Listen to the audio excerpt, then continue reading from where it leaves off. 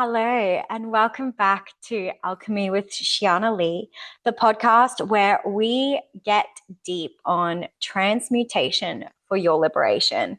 And today we are going to get raw and real on the insidious somatic wounding of self-betrayal.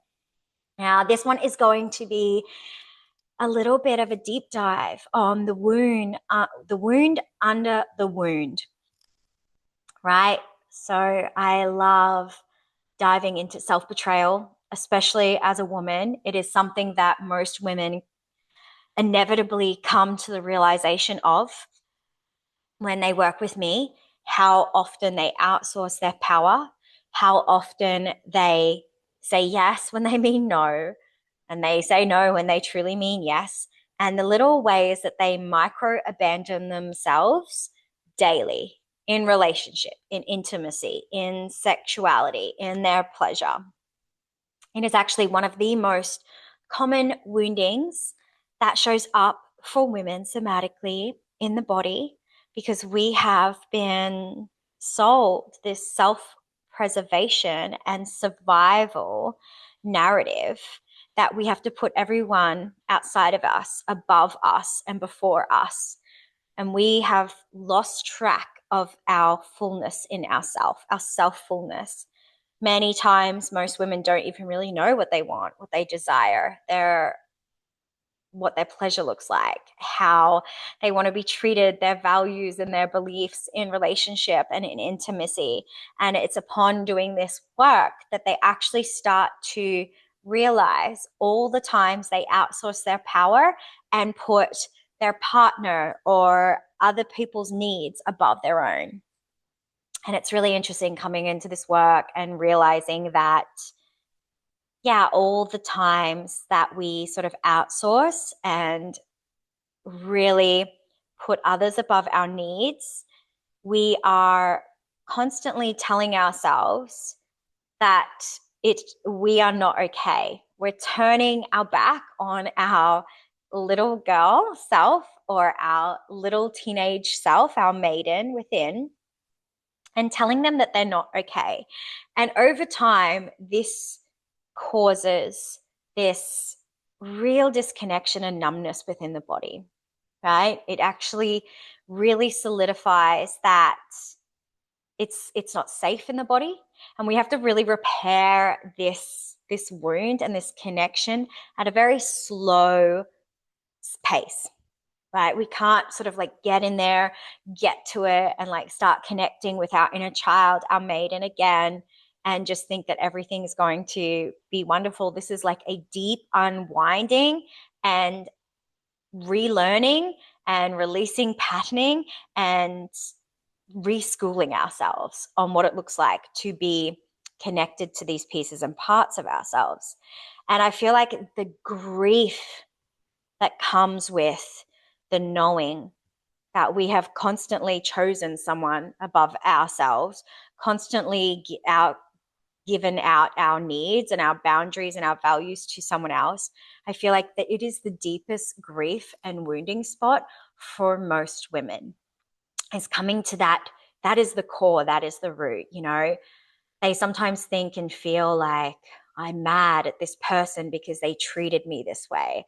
I'm mad and angry and want justice because this person has done this, this, this. And then to go a step deeper and to unwind that deeper, most oftentimes they're not even the anger and the sadness is not so much actually directed to this person for what they've done, but towards themselves and all the times that they seen these red flags or knew within their body and their intuition that something wasn't right for them, said yes anyway, fawned, people pleased, whatever you call it, and basically went against their own knowing, their own intuition, their own body cues, their own gnosis, like their internal gnosis. And that is the pain point and the wound underneath the wound, right? Like that is the deeper somatic grief spot and pain spot that most women inevitably have to face. Right? It's not so much about the other person or what they went through or what they did, or it's that they stayed, or it's that they didn't turn away and walk. Most women regret not turning away and walking a lot sooner than what they do, and they stay. And then it is not even so much about like coming back into their bodies and themselves and reconnecting with their bodies, but relearning to trust themselves, relearning to listen to themselves and their intuition and their guidance and their body, and creating that safe, embodied relationship. I talk about safety a lot in my work because it is the number one thing that we need in our cellular experience to actually shift and change any relationship and dynamic, externally and also internally. And to somatically start anchoring in safety. And I talk about this because sometimes safety is a little bit of an illusion. Like, we're never really safe in the big existential scheme of things. But there is a way to actually cellular imprint, like, and somatically solidify safety in the body. And this can be a slow unwinding of connecting these pieces and parts of yourself over a long period of time, reforming a relationship, talking to them, connecting with, solidifying that you're there and you're not going to and abandon yourself and these pieces of you again.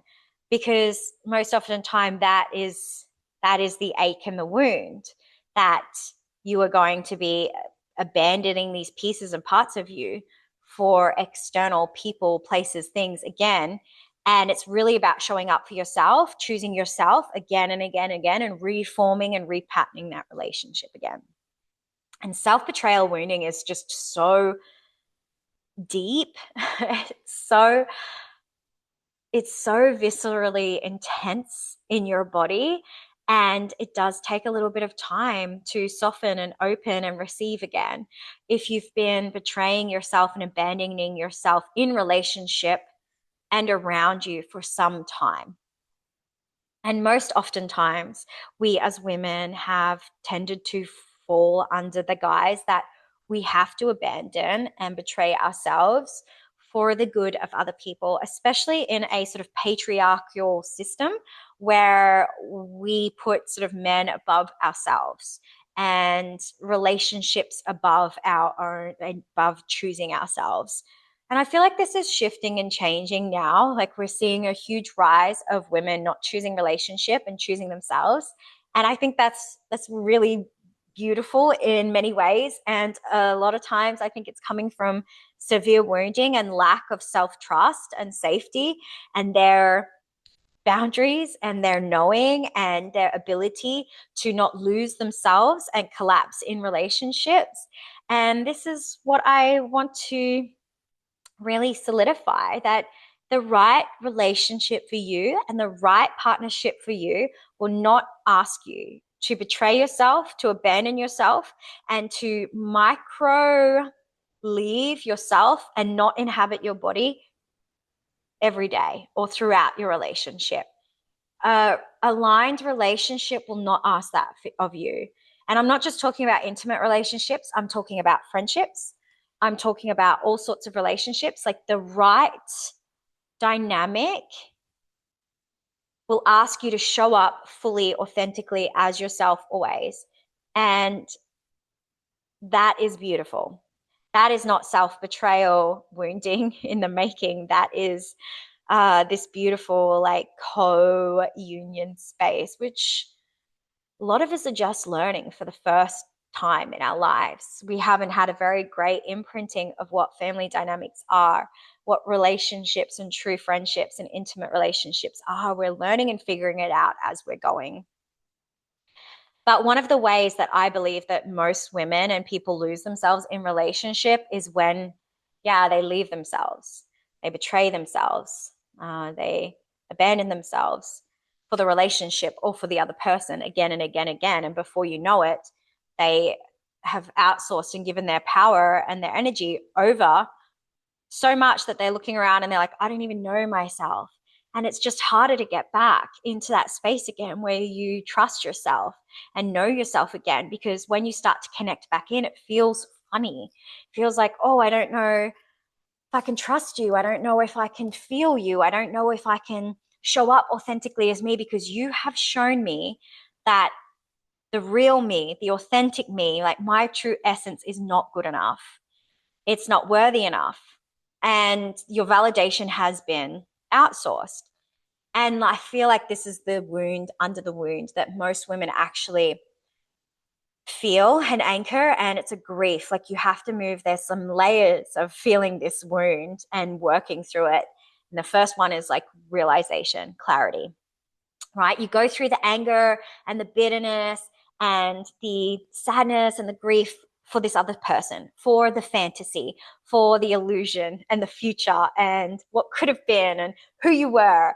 It's layers and layers and layers, right? You move through all that somatically, and then you get down to the point of like, oh shit, like I'm not even mad or angry at them. Like I'm so angry and mad at myself for letting it go on for so long, or leaving myself and choosing them over me, or abandoning myself in this relationship, and now I feel lost. And when that realization hits, it's such a huge heartbreak within the body.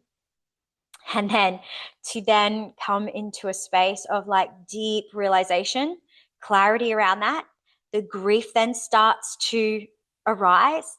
The grief, the sadness hits, and it's a multi-layer thing. And we actually move through all of these layers of the emotional being before being able to solidify and really sanctify like a new embodied relationship with self, right? Building that trust again, showing up for yourself, listening to your intuition, little bits, listening to your body cues, talking, building a relationship again with them until you actually, there's some really beautiful work you can do with some pleasure practices, with solidifying the sense of safety within the body, which is really beautiful as a woman. But other than that, it's like one of those things where how do you combat self-betrayal? You anchor in trust and safety and connection. How do you how do you move through abandonment wounding for yourself? You show up, you be secure. And these things do take time. And I talk about this a lot. A lot of women think that there's like this switch that goes off sometimes, but it's like the path is not non-linear, especially as a woman. It's a descent path. It's a little bit of a spiral, non-linear experience, and you'll come round and go up and down and around, and one day, yes, it will drop down and anchor into your body, and it'll just click, and you will be laying there and you will feel like, oh my God, like I'm at home in my body. I trust my body. I feel my body. But until that day arrives and lands, it does feel like a little bit of a journey. And that journey is sacred and beautiful.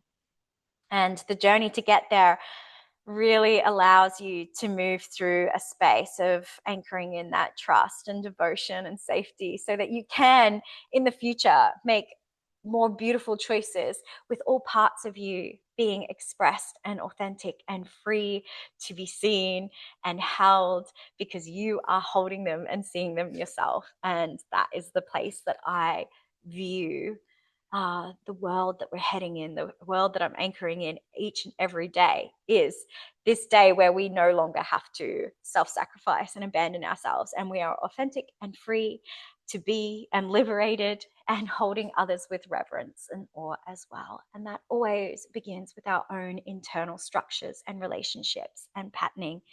And, depletion of self and energy doesn't serve ourselves and the people around us, because they are getting a half-assed energetic essence of us, and nobody deserves that. We want full satiated flavor of you.